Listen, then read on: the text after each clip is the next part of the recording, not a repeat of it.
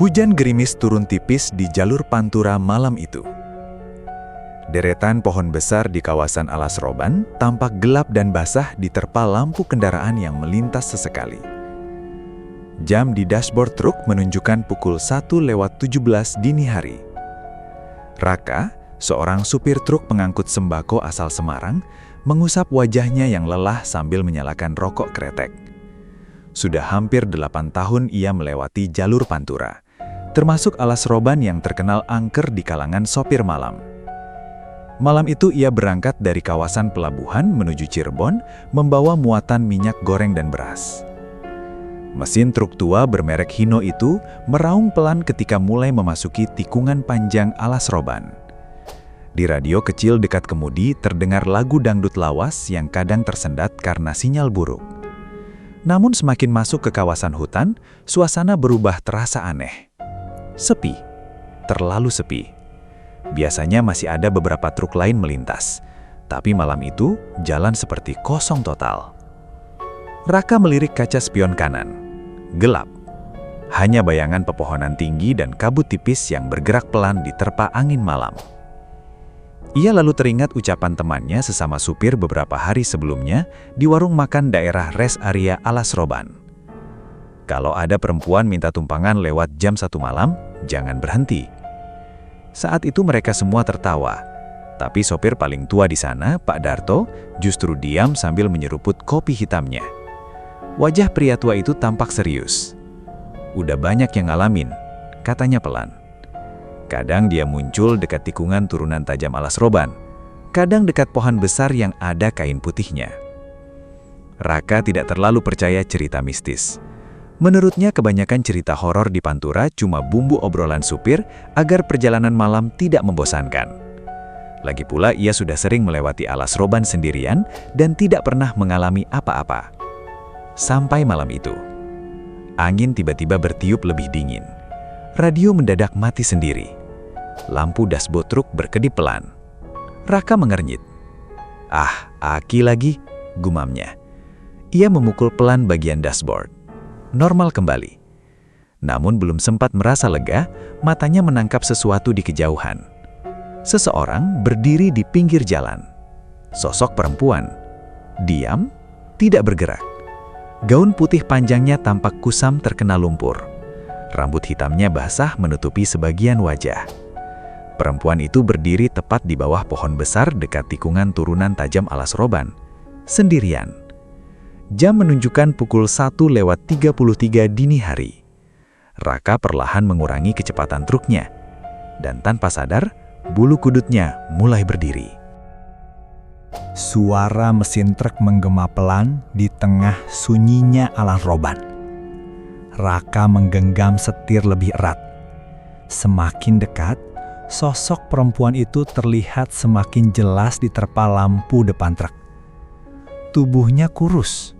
Gaun putihnya kotor, penuh bercak lumpur kecoklatan. Rambut panjang hitam menutupi hampir seluruh wajahnya. Ia berdiri tepat di pinggir jurang kecil dekat tikungan tajam. Diam. Tidak melambaikan tangan, tidak bergerak sedikit pun. Raka sempat ingin terus melaju. Namun, entah kenapa, kakinya justru perlahan menginjak rem. Cit! Truk berhenti beberapa meter dari perempuan itu. Hujan rintik mulai turun lebih deras. Raka membuka kaca jendela sedikit. "Mbak, kenapa sendirian di sini?" Perempuan itu perlahan mengangkat kepala. Wajahnya pucat. Matanya sembab seperti habis menangis lama. Suaranya lirih nyaris tidak terdengar. "Mas, boleh ikut sampai keluar hutan?" Raka menelan ludah. "Arah mana?" "Ke arah Pekalongan." Jawabannya singkat. Aneh, karena dari posisi mereka sekarang, arah perjalanan Raka justru menuju barat, bukan ke Pekalongan. Tapi karena merasa kasihan, Raka akhirnya membuka pintu samping. "Ya udah, naik aja." Perempuan itu naik perlahan tanpa suara. Anehnya, jok truk sama sekali tidak berguncang seperti saat ada orang naik. Padahal tubuh perempuan itu terlihat cukup tinggi.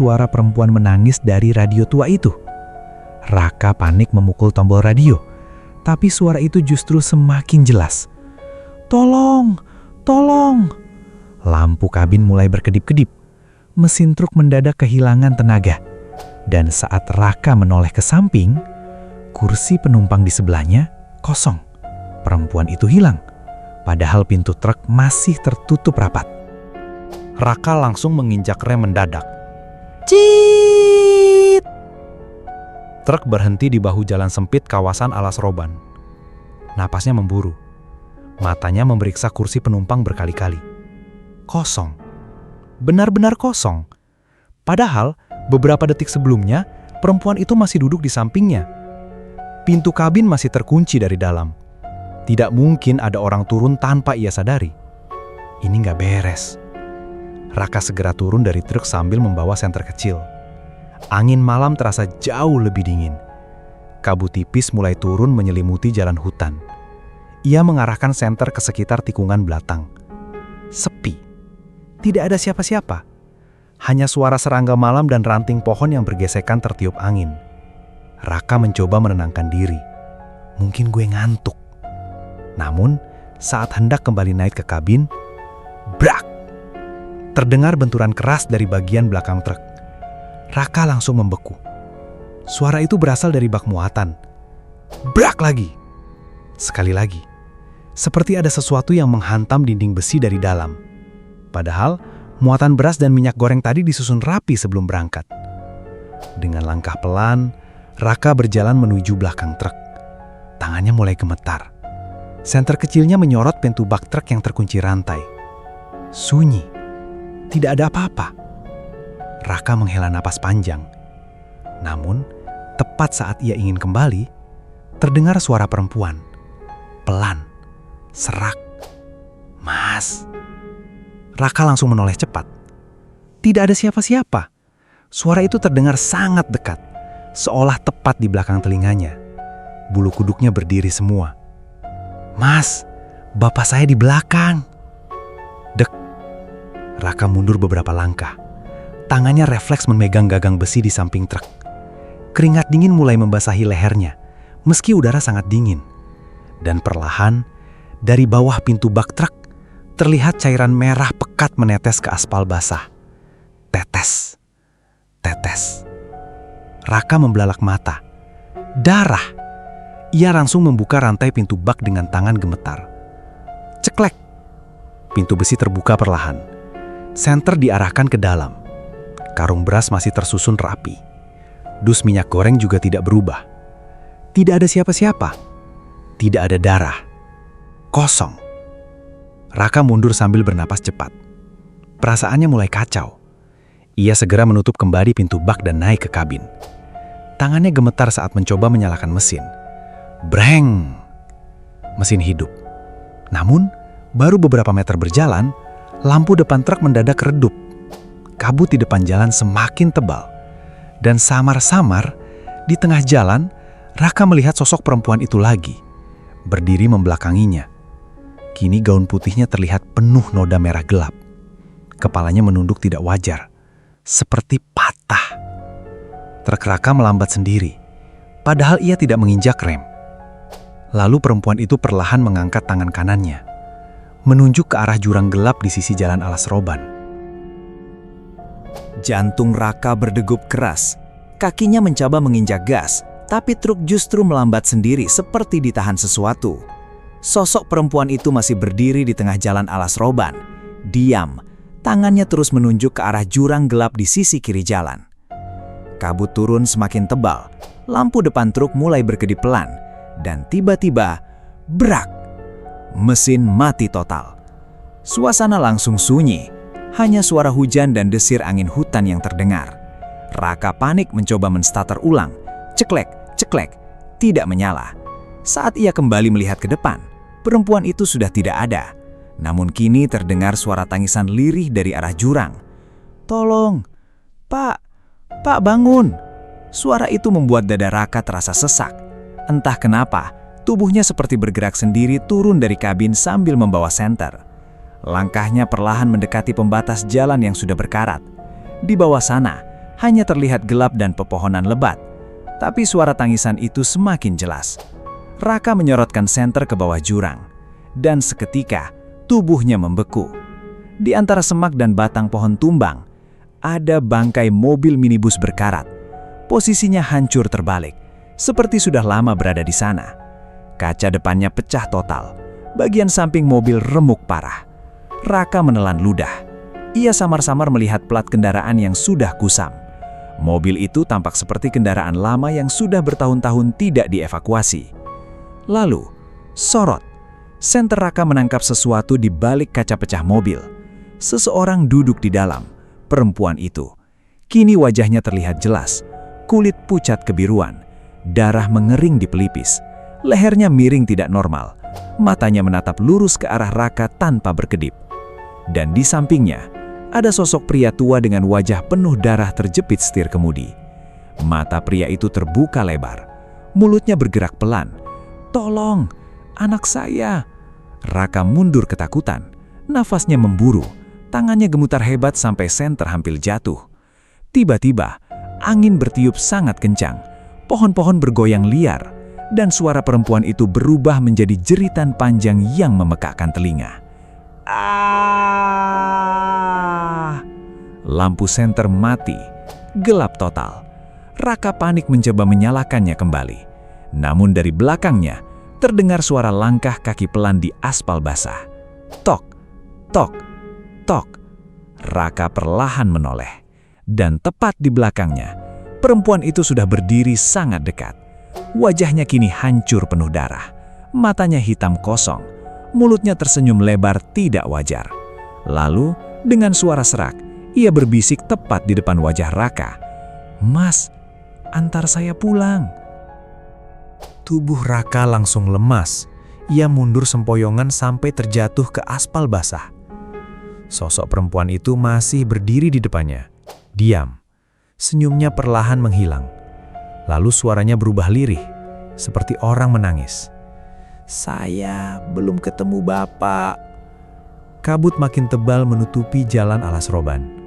Raka memberanikan diri membaca doa dengan suara gemetar. Matanya terus tertuju pada sosok mengerikan di depannya. Dan anehnya, perempuan itu perlahan mundur, selangkah demi selangkah, sampai akhirnya tubuhnya menghilang di telan kabut malam. Sunyi. Mendadak seluruh suara hutan menghilang. Tidak ada angin. Tidak ada suara serangga, hanya detak jantung Raka yang terdengar keras di telinganya sendiri. Beberapa detik kemudian, breng! Mesin truk tiba-tiba menyala sendiri. Lampu depan kembali normal. Raka langsung bangkit dan berlari masuk ke kabin. Tangannya gemetar hebat saat memegang setir. Tanpa pikir panjang, ia menekan gas dan melaju meninggalkan lokasi itu secepat mungkin. Sepanjang perjalanan, Raka terus merasa ada yang memperhatikannya dari belakang. Beberapa kali, ia memberanikan diri melirik kaca spion tengah. Kosong. Namun bau anyir di dalam kabin masih terasa sangat kuat. Sekitar 20 menit kemudian, Raka akhirnya melihat bangunan kecil pos polisi pinggir jalan dekat kawasan Batang. Lampunya masih menyala redup. Raka langsung menghentikan truk dan turun tergesa-gesa. Pak polisi!" Tidak ada jawaban. Pintu pos terbuka sedikit. Saat Raka masuk, ruangan itu kosong. Hanya ada meja tua, kipas angin rusak, dan kalender lusuh tahun lama yang masih tergantung di dinding. Debu tebal memenuhi ruangan. Seperti sudah lama tidak dipakai. Padahal dari luar lampunya masih menyala. Raka mulai merasa makin tidak tenang. Lalu matanya tertuju pada sebuah koran lama di atas meja. Kertasnya sudah menguning. Dengan tangan gemetar, ia membacanya. Judul berita itu membuat darahnya terasa dingin. Mobil masuk jurang di Alas Roban. Ayah dan anak belum ditemukan. Di bawah judul, terdapat foto mobil minibus yang tadi ia lihat di dasar jurang. Dan foto korban perempuan itu adalah penumpang yang ia beri tumpangan malam ini. Raka membeku. Matanya bergerak membaca tanggal koran tersebut. Kecelakaan itu terjadi 5 tahun lalu. Tiba-tiba, krek. Terdengar suara kursi bergeser dari belakang ruangan. Raka perlahan menoleh, dan napasnya langsung berhenti. Di sudut gelap pos polisi, perempuan itu duduk diam sambil menatapnya. Kini wajahnya pucat tanpa luka. Matanya berkaca-kaca. Lalu ia berkata pelan, "Mas, bapak saya masih di bawah." Raka tidak bisa bergerak. Tubuhnya kaku menatap perempuan yang duduk di sudut pos kosong itu. Lampu redup di atas kepalanya berkedip pelan. Krek. Kipas angin tua yang rusak tiba-tiba berputar sendiri sambil mengeluarkan suara berdecit panjang. Perempuan itu perlahan berdiri. Tatapannya tidak lagi menyeramkan seperti sebelumnya. Kini justru terlihat sedih. Sangat sedih. "Kami belum ditemukan." Suaranya lirih, hampir seperti bisikan angin.